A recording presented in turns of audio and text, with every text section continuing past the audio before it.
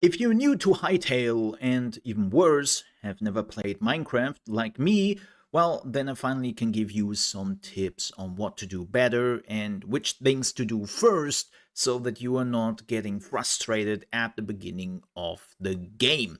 When you are spawning in the game, you will end up in a little room, like everyone, no matter which server you are on, and there are a few things you want to pick up. The first thing is the candle right behind you, just punch it and then you can pick it up. And that functions as a torch. You also want to pick up the two braziers at the end of the room or the beginning of the room where basically the exit is. You can just punch them and take them with you because they're a pretty nice light source for your base. But why would you take the candle? Well, as I said, the candle functions as a light source. Yes, you can make makeshift torches very early on, right? And they will have a bigger light radius than the candle. But the difference is so minor that I actually enjoy the candle a little bit more because the torch is very much in your face. It's very bright. It does a lot of like particle effects. And for me, I found that a little bit distracting. So I'm still running around with the candle even after so many hours. Make sure to put that candle in your offhand, which is the Y or Z slot, depending on which keyboard layout you're using. And then you can run around with a light source. Speaking about running around, one of the first things you want to do is you want to do the main quest. You're supposed to go to a temple, which you will see on the map. It's pretty big, you cannot miss it.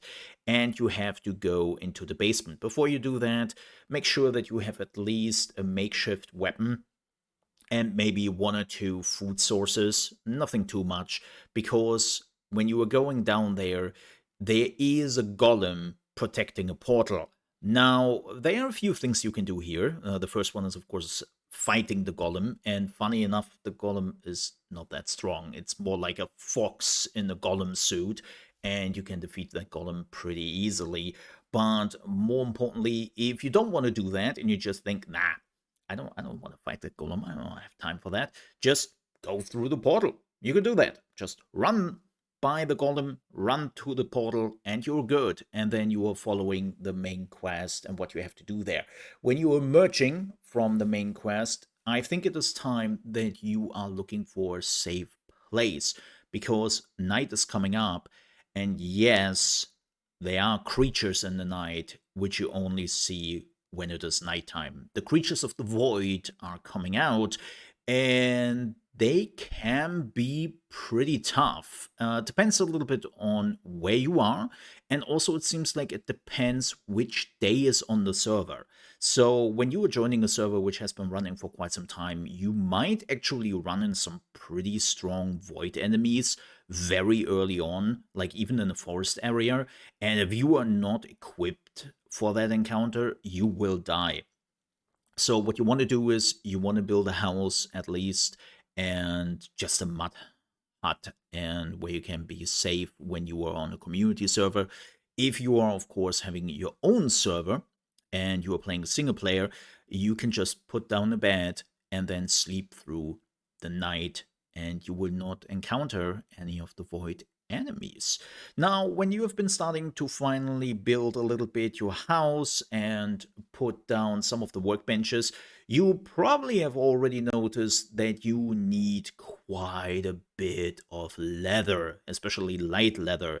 And you might be wondering, oh, where can I farm that? I mean, sure, you can go hunt some rabbits, you can hunt some deers, and hopefully find enough nearby and farm enough of that leather.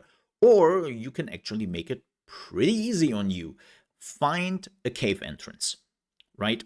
Find a cave entrance, go a little bit into the cave, make sure that you are not putting down any torches. That's very important because if you put down a torch, then that will stop the respawn of enemies. And then after a few seconds, you will notice that the path you came from is full of rats.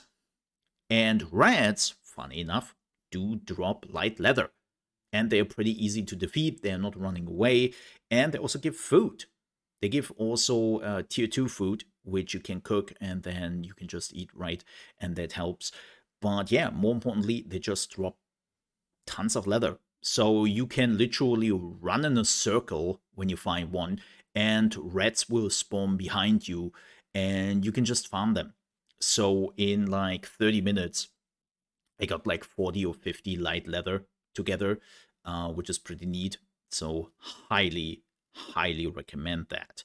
By the way, if you are looking for some better equipment, what I also recommend, which you're doing anyways, to get the light scraps or the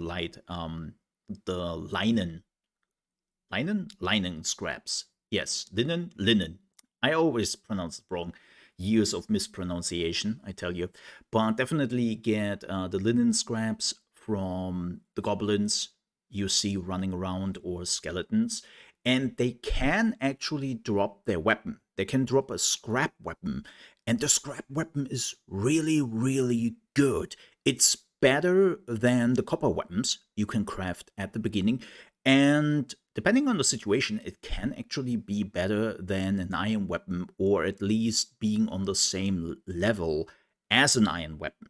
So if you're finding a scrap weapon, do not throw that away, use it, because even though it is called scrap, it's really good.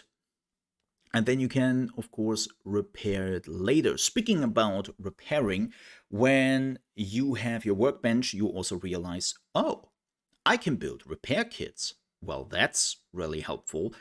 Well, be careful. Those repair kits, they might be a little bit expensive at the beginning, but more importantly, I would never use them by anything lower than iron. Why is that?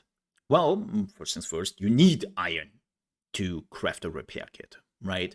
Secondly, whenever you are repairing an item, you will remove 10% of its maximum durability. So what you want to do is you really just want to use it when A, the item is really low, or even better, broken, right? So that you are getting the maximum out of it.